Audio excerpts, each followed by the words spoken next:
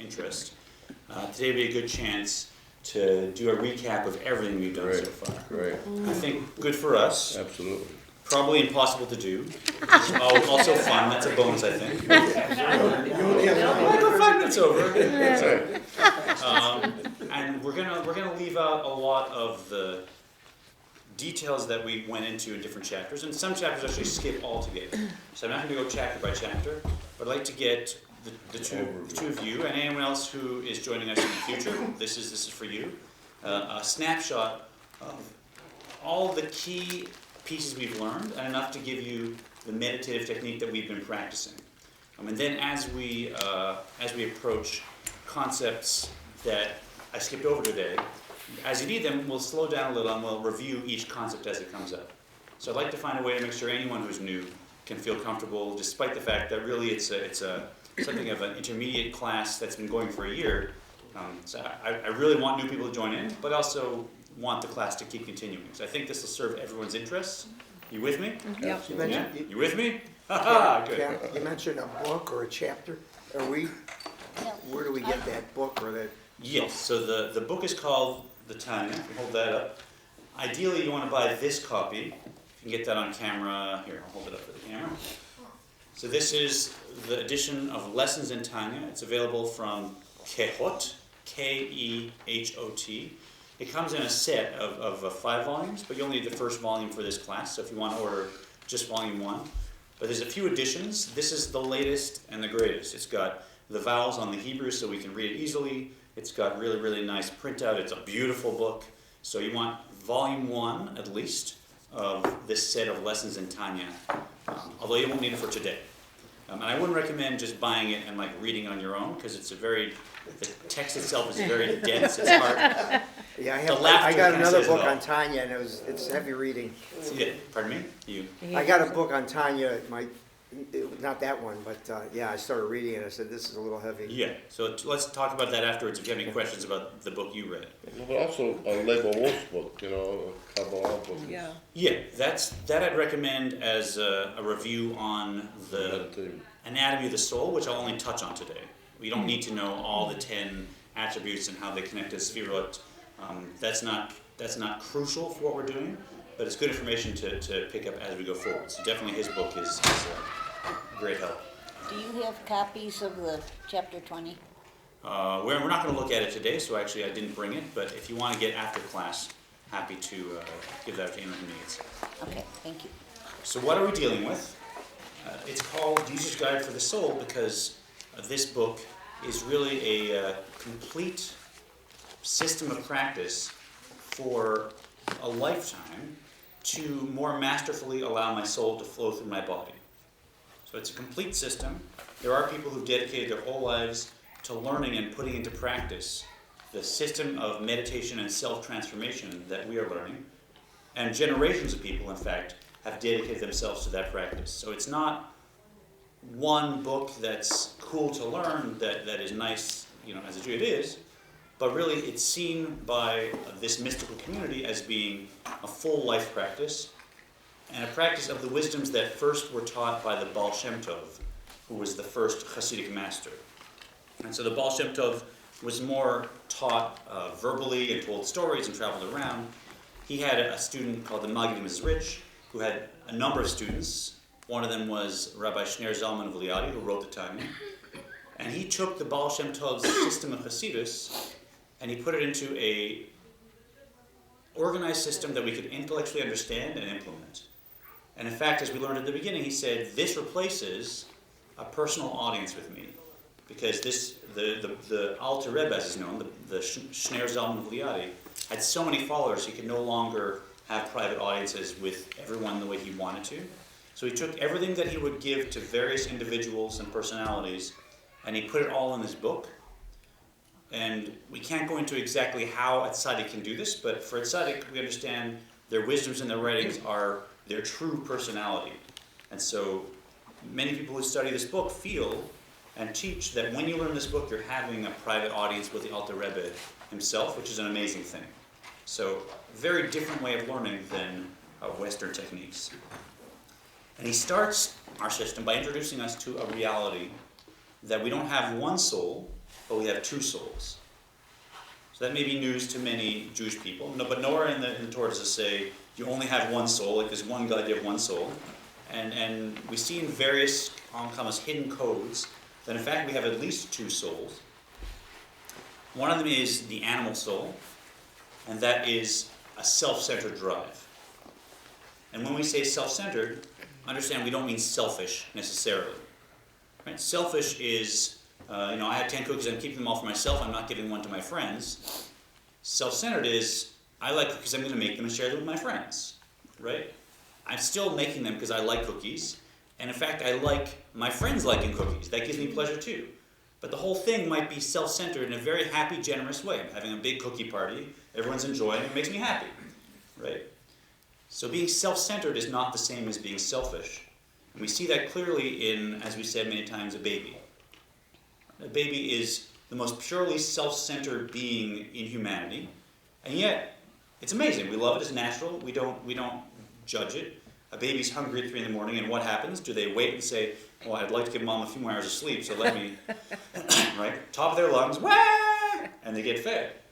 And it's hard work and perhaps aggravating, but we don't blame a baby for being self-centered. That's their nature. They're all nefesh b'amid at that point. They're all the animal soul.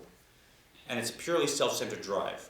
We're an adult to get hungry at 3 in the morning, and were I to stand up and yell at the top of my lungs that I want a sandwich, that's another story. Because later on in life, a second soul comes into fore, and that is at bar mitzvah or bat mitzvah. That's when that second soul comes into full power. That is called the divine soul, nefesh elokit. And that soul we describe as being other-centered entirely, or perhaps God-centered, right? The two are not so dissimilar, in fact. But the divine soul is the one that really is altruistic, has no self-centered drive, and in fact, where the animal soul wants survival, the divine soul wants to lose itself and be subsumed in the oneness that we call God. Because in fact, it's a piece of God itself. The divine soul is an actual piece of God, and so it's just part of that oneness and always wants to leap back to that source. So we have these two souls looking at each other, and in fact, what one wants, the other one considers suicide, right? The divine soul wants just oneness, no self-centeredness, wants to leap up and be subsumed in oneness and serve other people. And the animal soul wants me to survive, right? Not necessarily evil, not necessarily good, but survival, right? I should survive. So to the divine soul, thinking about the self, that cuts it off from its source and its essence, from God. Because that means I'm separate and I'm not part of the oneness. And that's suicide to the divine soul. The animal soul wants to survive, and it looks at the divine soul and says, you want to leap up and be subsumed in oneness and not exist anymore, so to speak? That's suicide. And they both want the keys to the car. They both want to control my consciousness. And so they're constantly battling it out. Why is it good for us to know this? Right? Why does it help? There's a story, and let me just say I'm borrowing heavily from Sheish Taub's Lessons in Tanya for this review. There's a beautiful map of the Tanya that, if you haven't seen, gives you the whole structure of the Tanya that he put out. Here it is. And he's really, in many ways, revolutionized the study of Tanya. So this class in particular borrows heavily from his work and his mapping of Tanya, etc. So when Rivka was pregnant with Jacob and Esau, she had an issue, right? Who knows what the issue was? Anyone remember the story? What was it? They were struggling in her womb, right? Oh. She thought it was a baby that was just kicking and this and that, and she didn't understand this baby. She thought it had real confusion, because she'd walk by the Bais Midrash, the house of study, and Jacob would try and get out. And he wanted to get, even as a fetus, he would kick and try and get out, and then she'd leave it and he'd calm down. And then she'd walk by a place of idol worship, and now Esau would kick and try and get out. And she's like, well, what's going on in there? Like, this is a mixed up kid. So she really was concerned that this was going on until she went to a prophet at the time. And the prophet said, no, you have twins, and that's why. One of them is in one direction, one is the other direction. And she said, okay, good, fine, now I get it. Now I understand. But now why did that calm her down? What's the difference? If there's one baby in there, and it's confused and it's conflicted, it doesn't know whether it wants productive or counterproductive, how do you deal with that? What do you do? But now that she knows she's pregnant with twins, okay, one will need this approach, one will need that approach, now it makes sense, now I can deal with it. And the same thing applies to us. In life, often we have this dichotomy. Dichotomy. We have this tension where I might know one thing is good, but I do another thing, right? I might have a feeling that I want to be this, but then suddenly I undermine it and I go in that direction. I might be in a situation I really want two things at once, who am I, right? And so we can live a whole life in struggle and never recognize, why am I so dualistic? Why am I so mixed up? Until I realize I'm pregnant with twins. I don't have one soul, I have two souls. So I'm not dealing with one being, I'm dealing with two beings. Two actual distinct beings. And they're two beings with two completely separate agendas, in fact. Just like Jacob and Esau. The one is about survival and self-centered. Not necessarily evil, but purely self-centered. The other is other-centered and about God. And so once I know that, now I can deal with these two agendas and learn how to manage them. And that's very much what this technique deals with. And then the second thing the Alter Rebbe does is define perfection a little more clearly for us. Because as Jews, we're constantly told you want to be a good Jew, you want to come to temple services, you want to build a sukkah at home, you want to give tzedakah, you want to learn, and all the things, we know what it means to be a good Jew. But often in life, things get in the way. I don't feel like it. I'm not up yet. I don't have the knowledge. Whatever it might be, I'm never perfect. I'm always letting myself down. Whatever ways I want to be Jewish here at Temple, I may always be falling short. So how do I define perfection? And to define perfection, the Alter Rebbe distinguishes between who I am and what I do. And that's a clear category that for this technique, we want to always understand the distinction and the subtleties. Who I am and what I do. Right? And it's interesting, Jimmy Carter apparently, when he was running for president, I had a joke in here that I skipped, sorry. Just insert your own joke. Maybe pick up a joke book and hit pause. We need a joke now, probably. But we'll skip that. Come on. So President Carter, when he was running, someone asked him about his morality. And he said, I have to admit, I felt lust in my heart. Right? I'll admit that. I felt lust in my heart. Right? He was bearing his soul. Now that kind of makes sense as Americans. We kind of get that because you've heard that a lot. But in Judaism, someone would say that, you'd say, what? How is that even an issue? Why is that? I mean, do you feel like you let yourself down? If that's something you need to admit, you felt lust in your heart? Imagine if on Yom Kippur, while everyone here was fasting, or those who could were fasting, and then at the, before Nila service, you went and you were speaking to people who were, with their bad breath and with their faint and with everything that goes on. They were like crawling into our Nila service with the last of their strength. And he said to them, how do you feel? And they said, I have to admit, it's so horrible, but I felt hunger in my stomach. You're like, so what? I mean, it's Yom Kippur, you're fasting. Of course you felt hunger in your stomach. But you fasted, right? That's important. That's what matters in Judaism. And the same thing happens in the heart. Did I feel lust in my heart? Did I envy something? Did it occur to me to feel this? Okay, welcome to being human. What I feel inside like that, that's part of who I am, as we'll see. But what I do, my behaviors, that's where I can achieve perfection in Judaism. And in fact, that's the only thing that truly matters at the end of the day. There are even some mitzvahs that you can't do unless you have felt counterproductive urges inside. Like we say in the Shema, don't chase after your heart and your eyes. Right? And it's a mitzvah, it's a formal mitzvah, to actually want something inappropriate and then not chase after it.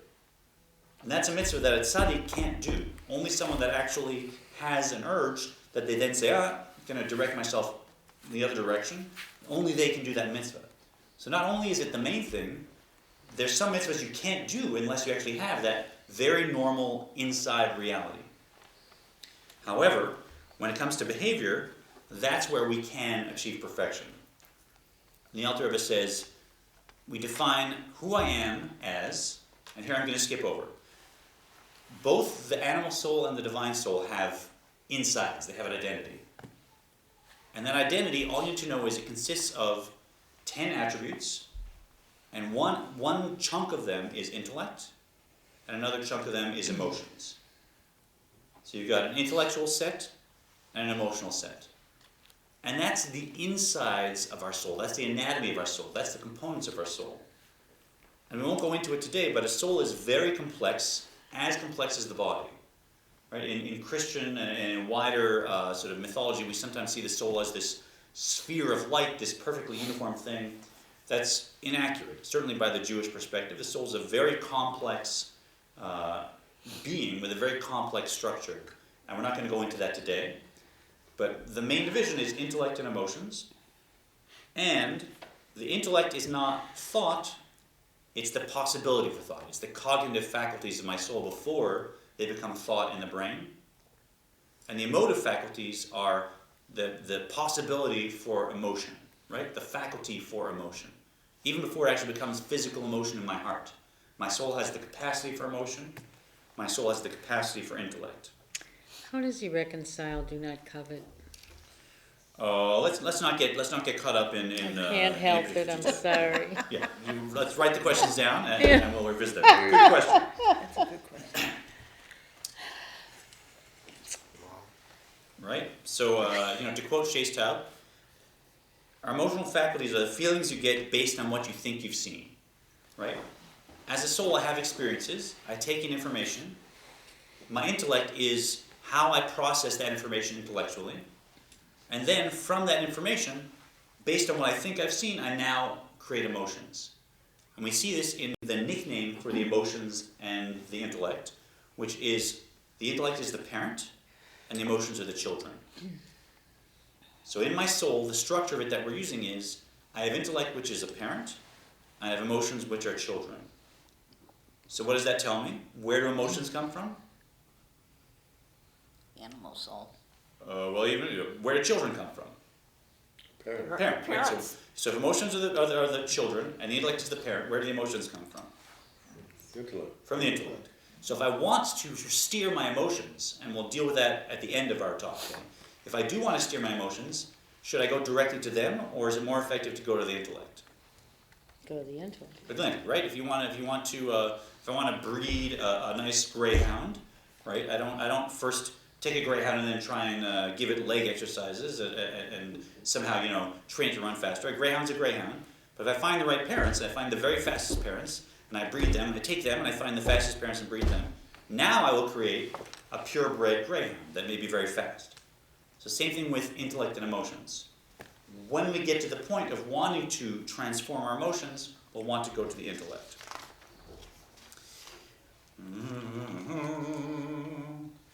So what do we have now? We have a structure of, we have two souls. Each one of them has a full complement of intellect and emotions as the structure of the soul. And the animal soul has every intellectual component and emotional component as the divine soul. It's a full being. Now let's get to our behaviors. How do we define behavior in the Tanya?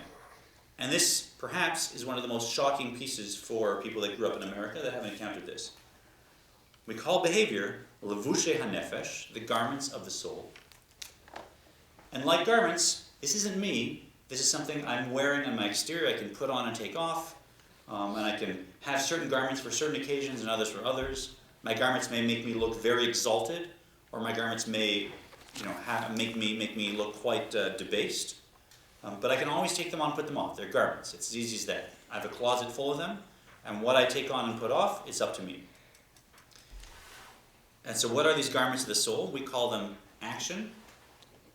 So every physical action that I do is a garment of the soul. That's not my soul's identity. It's not who I am. It's my behavior. Speech.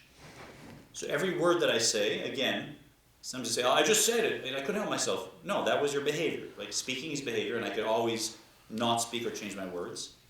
And finally, thought. And that's where we start to raise our eyebrows, because is thought really behavior? So in this system, thought, speech, and behavior are all considered external actions.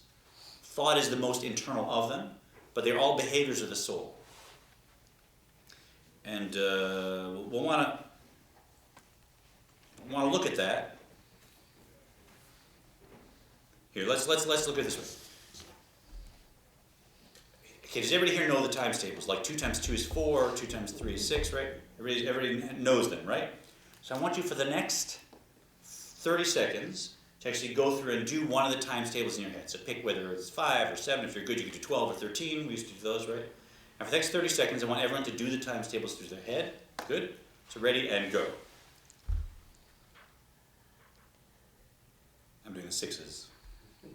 Is everybody doing it? Yeah? Okay, now stop doing it. Now here's a question.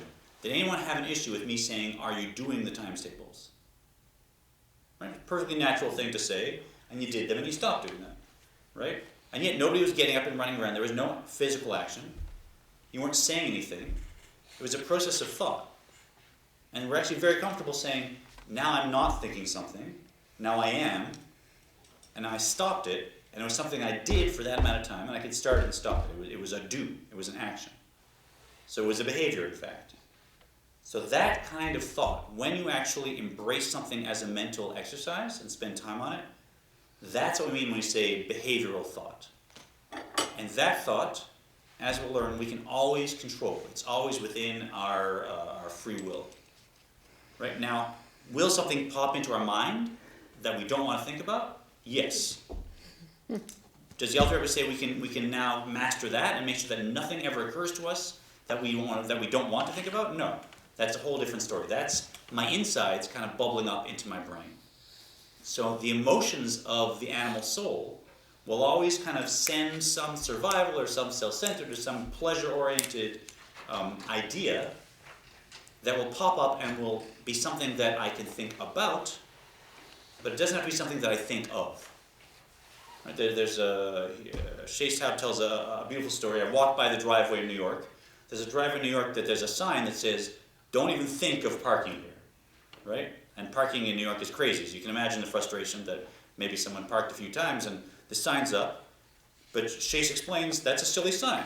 I walked by, I read the sign, don't even think of parking here, and I just thought of parking there. Like I can't win from this sign, right?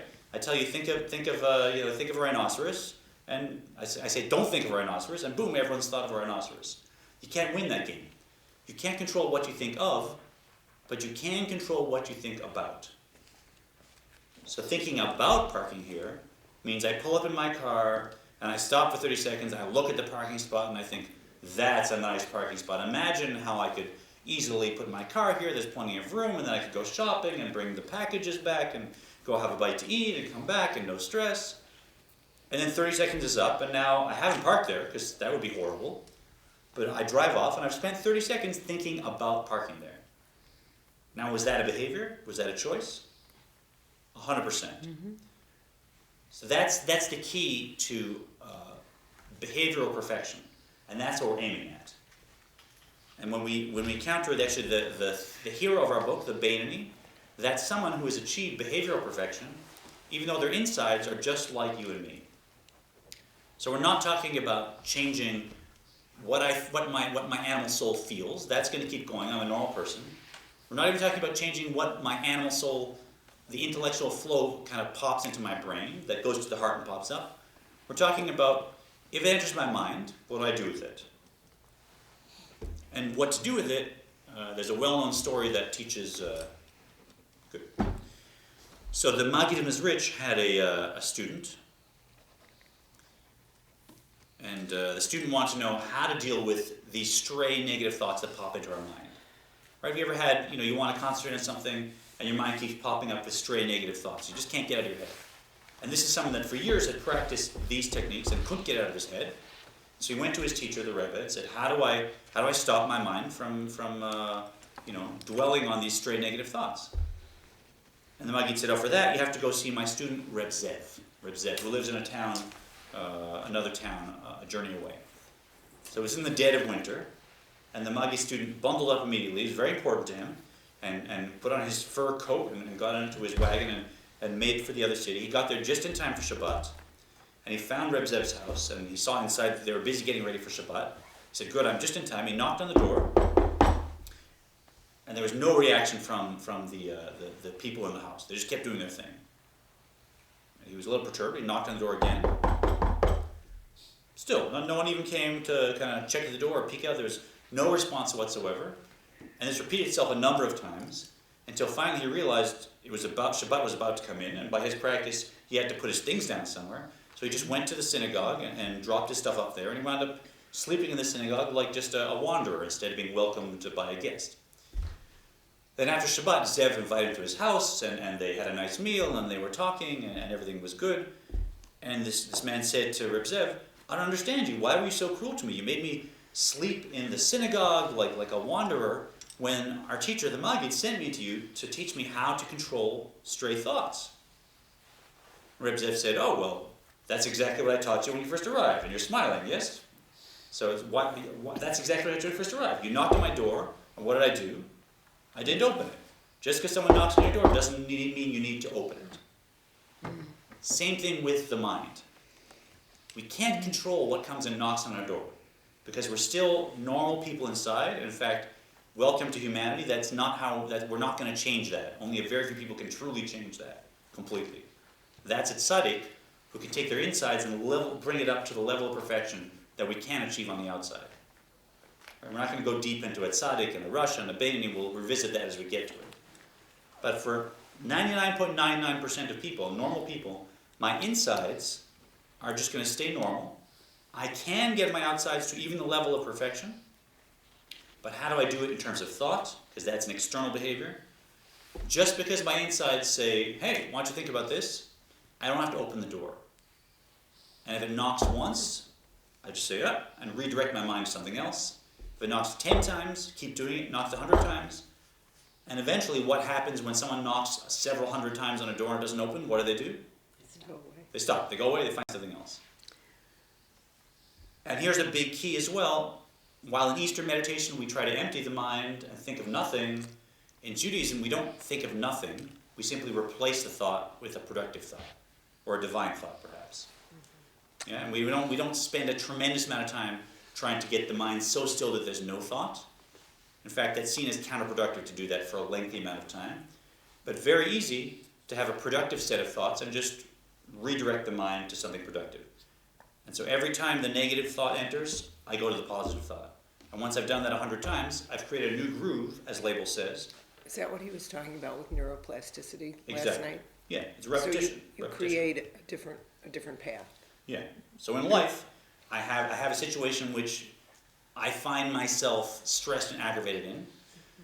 I find a positive thought, a slide, as he said, that I insert to my mind. Each time it occurs to me to worry about that situation, or I encounter that situation and start stressing, I insert my other slide, and by repetition, by practice, I create a groove of the mind, and the mind is completely plastic. Every time I do it, I strengthen the groove.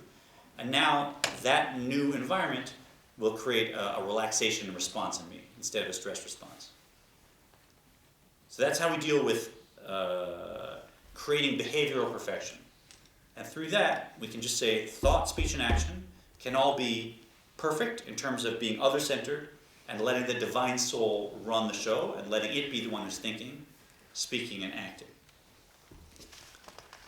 And just in passing, if anyone is wondering, if you're wondering, maybe I'm one of those few tzaddikim, there's a good test to see if you're a tzaddik.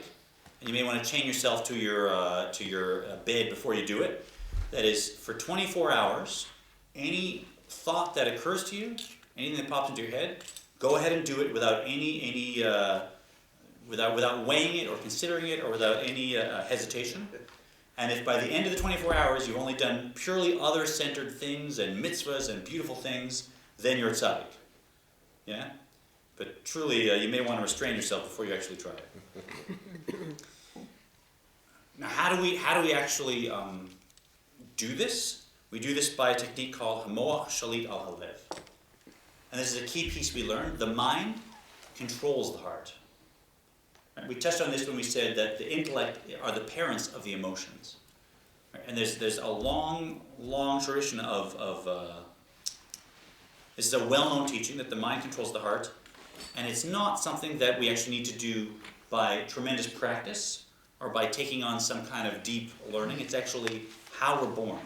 The Alter Rebbe in the Tanya says, by our nature, by how we were created, the mind controls the heart. It's as simple as that. So this is something we can do today right now, not something we need to do a week-long retreat and 20 minutes a day for the next 2 years. The mind controls the heart just naturally. And what does it look like? If I'm talking to someone and I need to sneeze, do I sneeze right in their face? Or do I turn away and put my arm, right? I don't sneeze in their face. Now what is that? It's just called natural inhibition. Right? Natural inhibition. The mind controls the heart at all times, and it happens from birth. Right? Chase likes to tell a story about he was in a parking lot, waiting. I think he was doing some work in his car, and a woman and her child came out of his store, and clearly the woman was very frustrated with his child. And as soon as they got in the car, and she didn't notice he was sitting there right next to the car, as soon as they got in the car, she started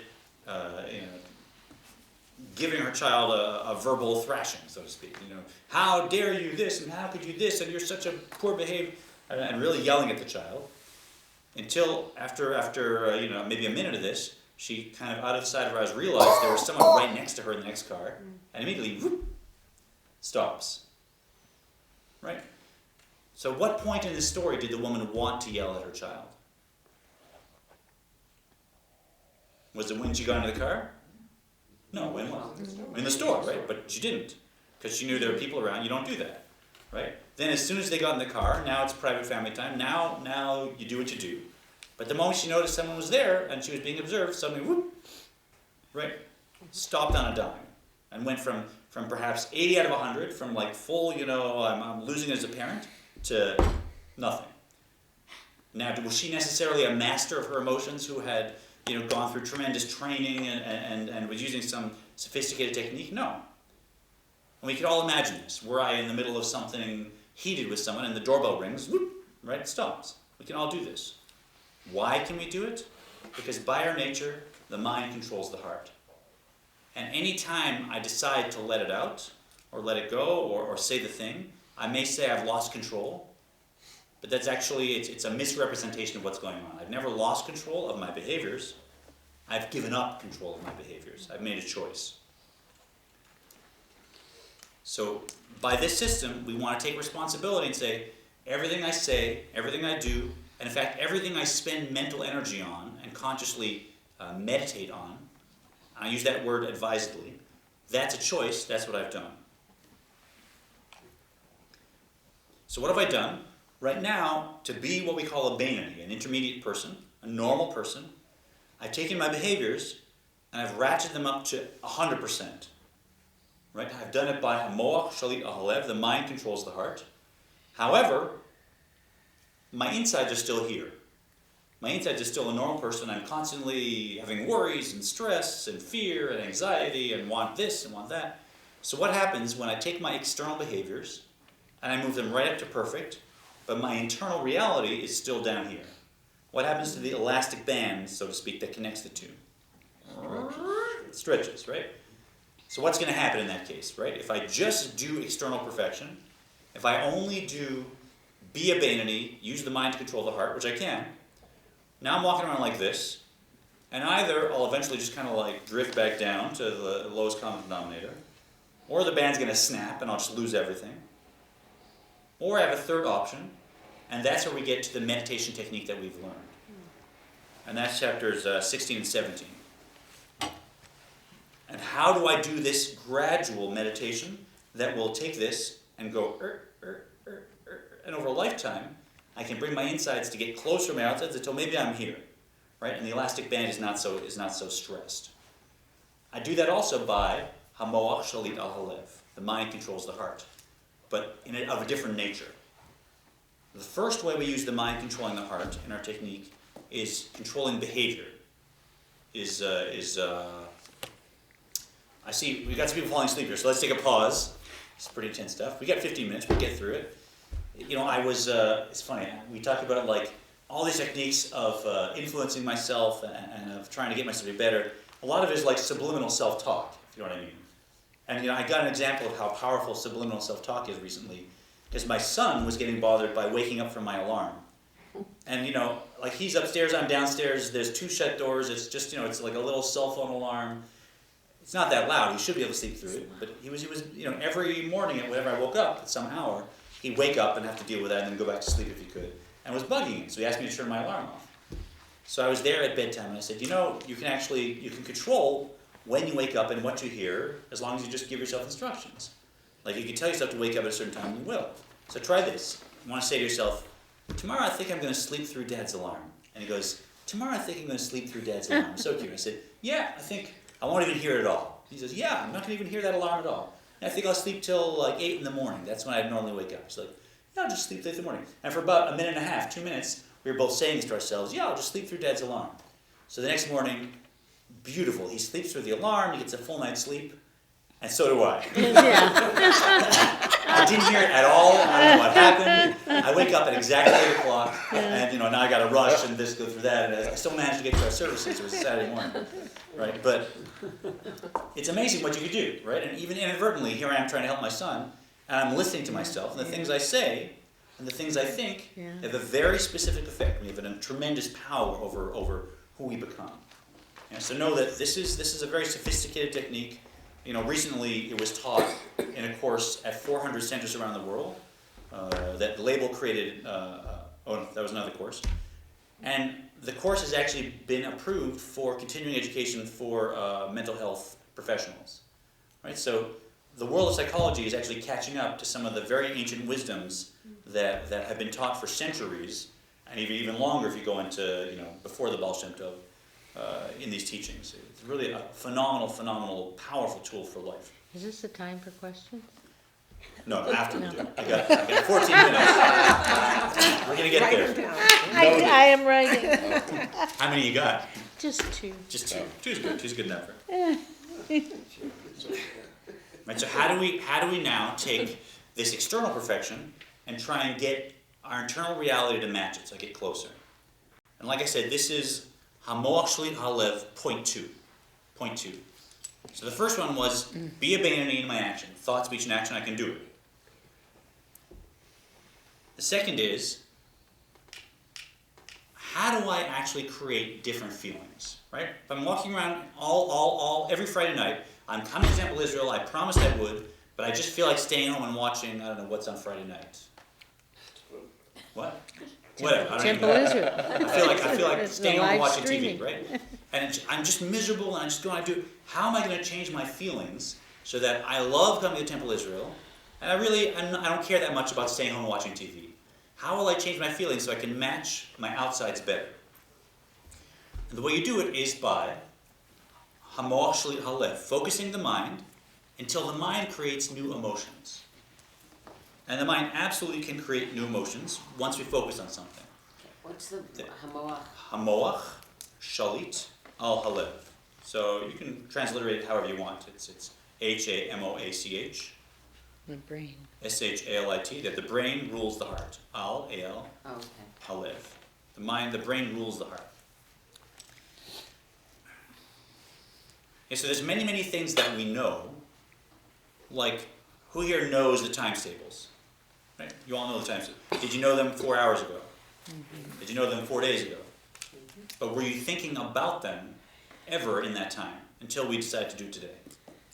No. I wasn't. So there's many things I know that I don't think about. I have all kinds of terrible things I may have seen in my life, horrible things that I know. Have they ruined me? Can I now never be, a productive person because I've seen or I know these things? No. I don't have to think about them. Something has hurt me or I've seen something that's disturbing. Okay. But I don't have to think about it. It's not necessary, right? Other than if I want to deal with it. But even that, you can go too far. But I don't have to think about it. It doesn't have to create fear in me or desire that's inappropriate in me or anything. I also, on the other side, I know many things that are life-transforming, that could get me many levels up, that could cause me to fulfill my life's purpose as a soul and change the world. I know many things that would transform my life and the environment around me. Right? Every child in Temple Israel knows, if you ask them, where's God, what do they say? Everywhere. God's everywhere. Right? We know in the Shema, it says, Adonai Echad, it means God's one, God's everywhere, and we all know that from being a child. We know it. But when's the last time I sat and I thought about it? And if I do, what we find is the mind will control the heart. And if I take sustained time and plan time, and I choose those things that I know, and I decide to think about them, that will eventually take my insides, and I'll slowly start to care more about God is everywhere, and less about brownies and naps, or whatever, or fill in the blank.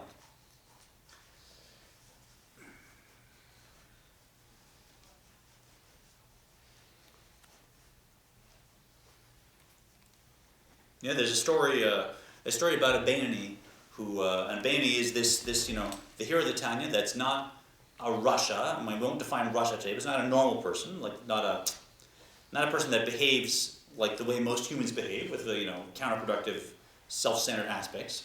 They're not a tzaddik who's taken their insides and made it perfect, but there's someone who has truly attained 100% behavioral perfection all the time. Right? It is a lofty goal. Like let's not kid it. Let's not kid it. So we can do it, but it's lofty.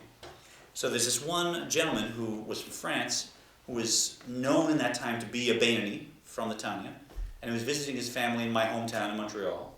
And he was talking to one of his nephews, a little kid, and you don't normally ask someone this kind of question, but the kid's more innocent. So the kid says, Vetter, bist du a Bainani? Uncle, are you a Bainani?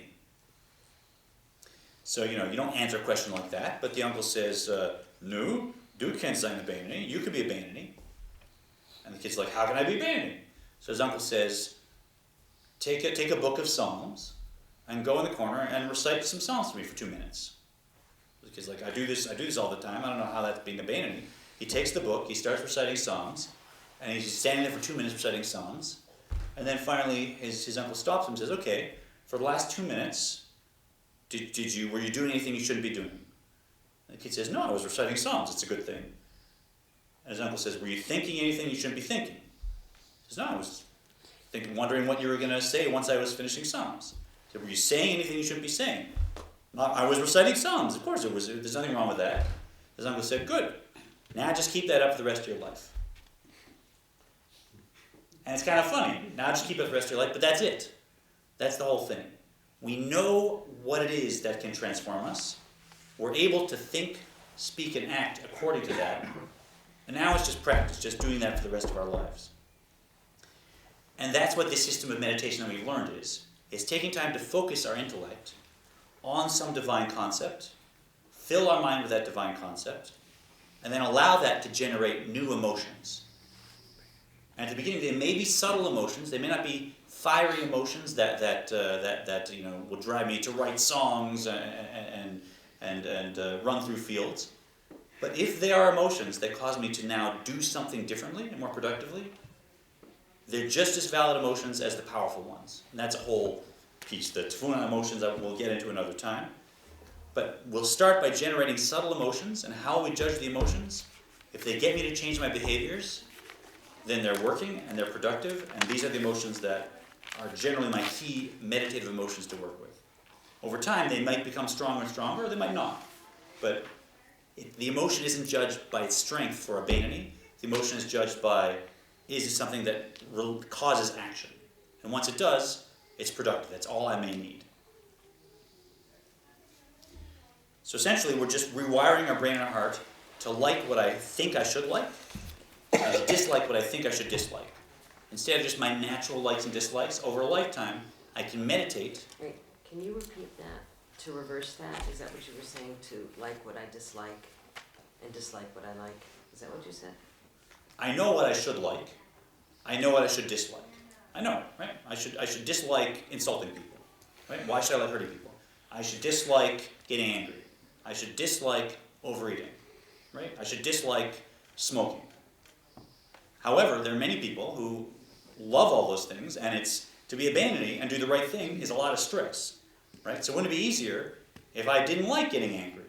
Why would I get? It's a horrible thing to do. Who wants to splatter that all over everybody around me and harm myself? And what's the need of getting angry? Wouldn't it be better if I disliked overeating? That's all I need. Why would I? Who wants to eat more? That's a horrible thing, right? I don't feel like that. So we want to take our insides and we want to learn to like what I already know I should like, because I have those categories clear in my mind, and I want to dislike what I know I should dislike, right? So if the idea of coveting someone else's possessions is just horrible to me. It'd be like eating some rotten food. I just would never do it naturally. I don't have to struggle. The way to do that is by this technique of meditation, which we call it the long, short way, right? Because it takes a long time to do. It takes meditation over time. But once you've done it, it's short because now you have access to those emotions. Every positive emotion that we could want, from elation to gratitude to calmness to every positive emotion is actually bottled up in my brain. I have access to every one of those emotions. I just have to learn to meditate on the correct things that I know. And over time, that will generate those emotions. They're available to me. But it's long in that you actually have to sit and do the meditations.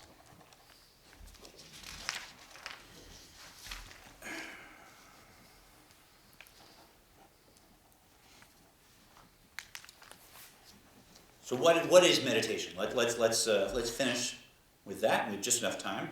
Sometimes we talk about meditation as being, and we've learned, as Laibl said last night, there's many meditations that come from the East that deal with different, very, very elaborate breathing structures and sitting still for hours at a time in particular positions and certain chants that come from outside of Judaism, and really clearing your mind, even to the point of having these ecstatic spiritual experiences and achieving a state of enlightenment where I'm no longer in the illusion of the world.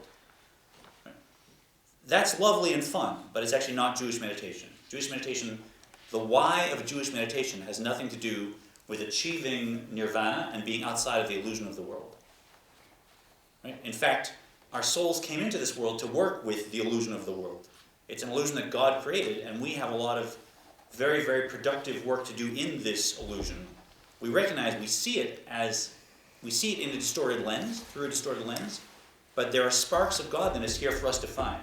And we have to stay in the world. We don't meditate to pop out of the world. I mean, you'll have these experiences when you're meditating, and it's very nice, but that's not the why. In Judaism, the why of meditating is just this, to generate new emotions, to transform myself, so that my behaviors in the world change and become more productive. And I won't get into the whole thing about elevating mitzvahs and love and fear and the levels of worlds. We may revisit that in the future, and you have that in past videos.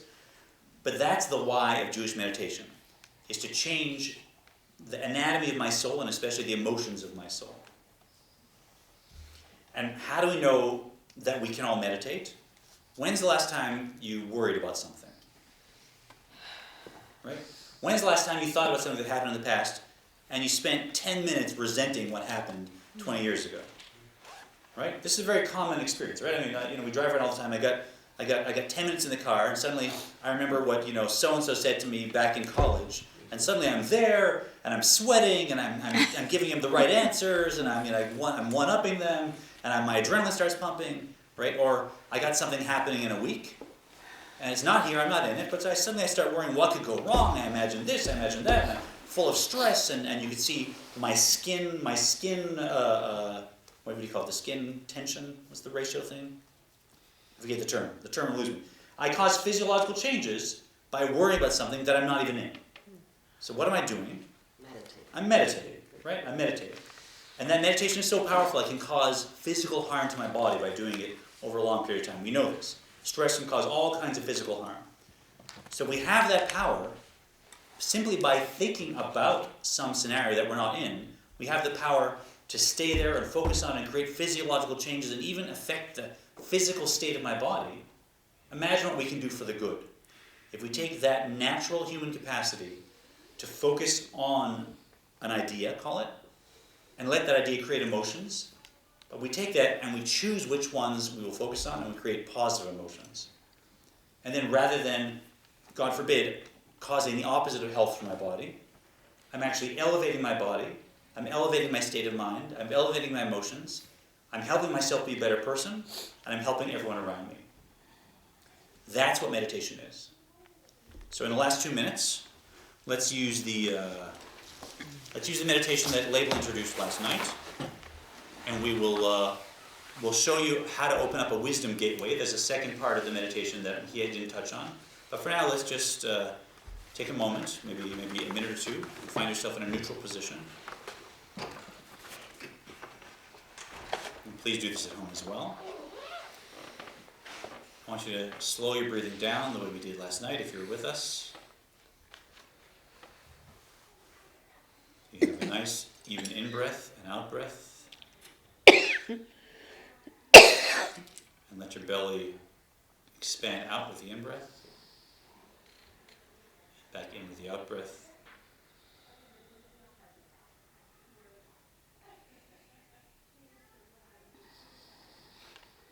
Let's breathe in with a count with me.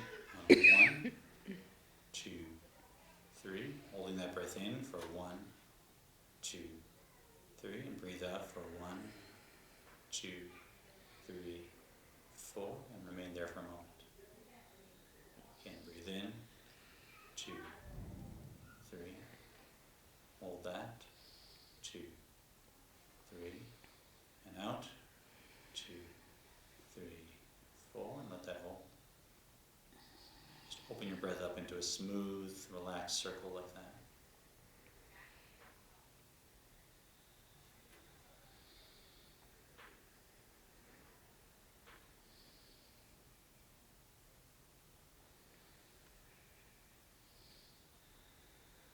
In this more open, relaxed state, let's bring to mind the word echad from the Shema.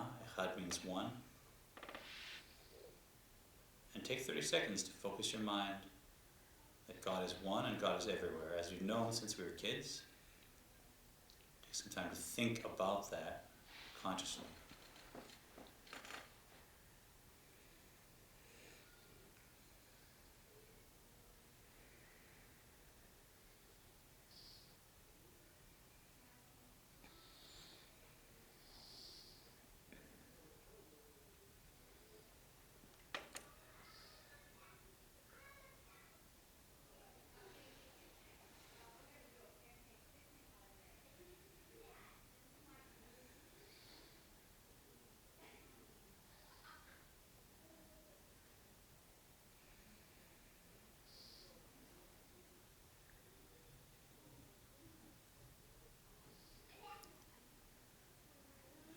You can stay here for as long as you like, 3 minutes or 5 or longer.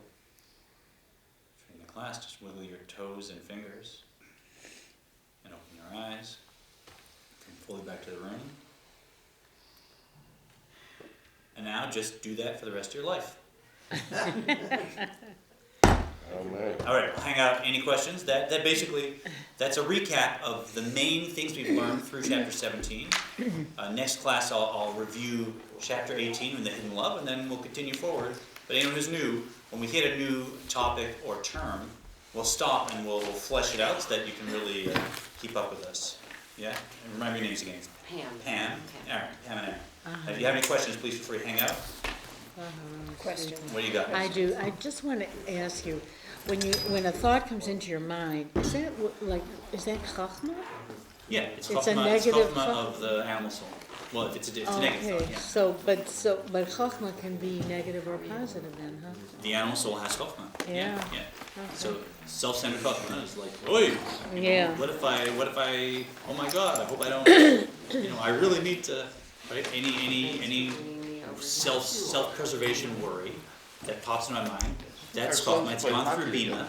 It's connected with dot to create emotions, and now I start worrying. Right? So I take that chachma, and before it develops, Right. I interrupt it, so not open the I'll door. bring that up to I him. fish My- for a my- new my- spark of my- chachma from the other sense. And now I start thinking about that. And eventually, I learn to fish differently, and I create a new But I was looking up So how do we